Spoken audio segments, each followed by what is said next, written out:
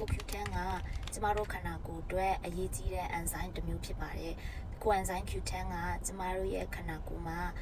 အလိုက်အလျောက်ထွက်တယ်ပေါ့နော်။ဒါပေမဲ့အသက်ကြီးလာတဲ့အခါမှာ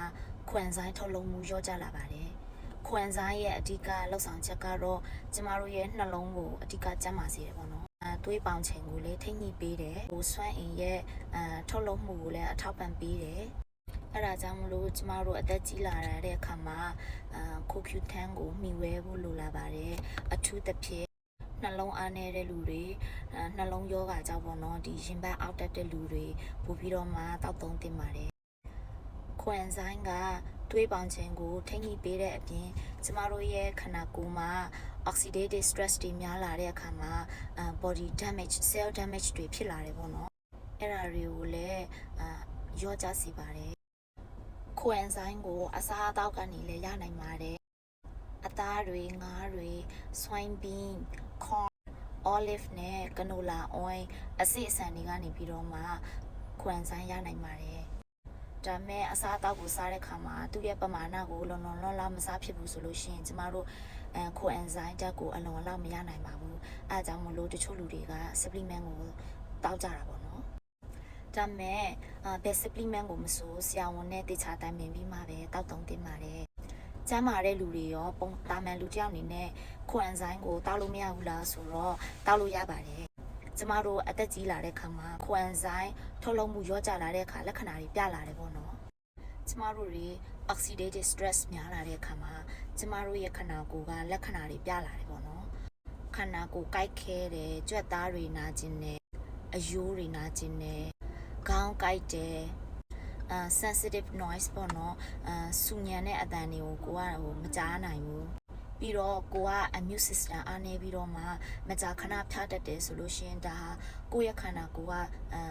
stress တွေအများများနေတဲ့လက္ခဏာပေါ့နော်အဲ့ဒီခါမှာကျမတို့ရဲ့ခန္ဓာကိုယ်က free radical တွေထွက်များလာတဲ့ခါမှာခန္ဓာကိုယ်ကမတိုက်ထုတ်နိုင်တဲ့အခါမှာcell damage တွေဖြစ်လာပြီးတော့ယောဂါတွေဝင်လာနိုင်တယ်ပေါ့နော်အဲ့ဒါကြောင့်မို့လို့CoQ10 supplement ကြတော့ဒီနှလုံးအပြင်ပေါ့ free radical တွေကိုလည်း short ချပေးနိုင်တဲ့အတွက်ကြောင့်ကျမတို့တွေမိဝဲတောက်သုံးသင့်ပါတယ် oxidative stress ကနေကင်းဝေးနိုင်အောင်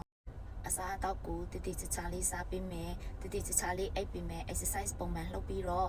စိတ်ဖိစီးမှုနေတဲ့ဘဝကိုနဲ့အဲ့လိုမျိုး lifestyle နဲ့နေမယ်ဆိုလို့ရှိရင်ကိုယ့်ကိုယ်ကိုကာကွယ်နိုင်တယ်ပေါ့နော်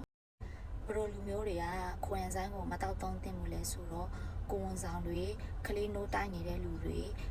နာတာရှည်ယောဂရှိတဲ့လူတွေညွှန်ကြားတဲ့ဆေးတွေပုံမှန်တောက်နေတဲ့လူတွေအလုံးကဆရာဝန်ညွှန်ကြားမှုမပါဘဲနဲ့CoQ10 ကိုမတောက်သင့်ပါဘူး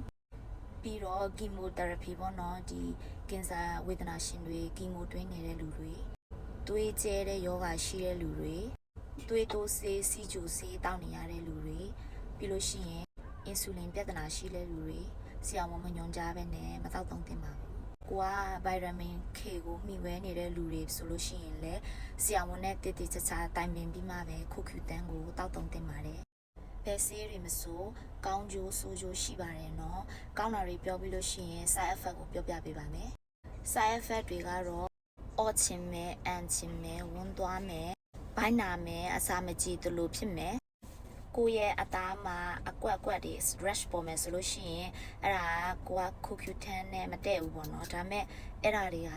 ဖြစ်ခဲပါတယ် CoQ10 ဆေးတွေကမျိုးလာတယ်ပေါ့နော်100 mg 300 mg စသဖြင့်မျိုးလာပါတယ်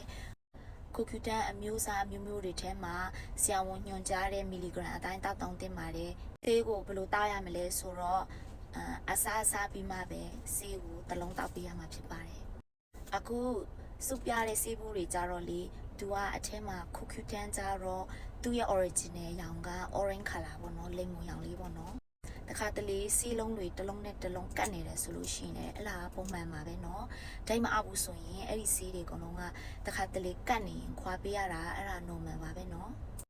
အရင်တော့ကကြတော့CoQ10 ကိုလာဝယ်ကြတယ်ဒါပေမဲ့ benefit တွေဘယ်လိုလဲမေးကြတယ်ပေါ့နော်သိတဲ့လူလည်းရှိလို့မသိတဲ့လူလည်းရှိတယ်ပေါ့နော်ဆရာဝန်ညွှန်လို့ရတောင်းနေတယ်ကိုကဘာမှမသိဘူးဆိုရင်ဒီဗီဒီယိုလေးနဲ့ပြောပြပေးတာဖြစ်ပါတယ်ရှင်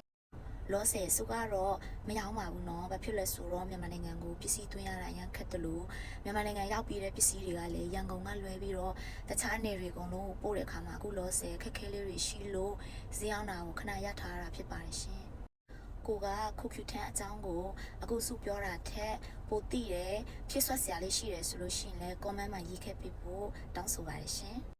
အားလုံးစင်ပြေကြပါစေရှင်အားလုံးတတာ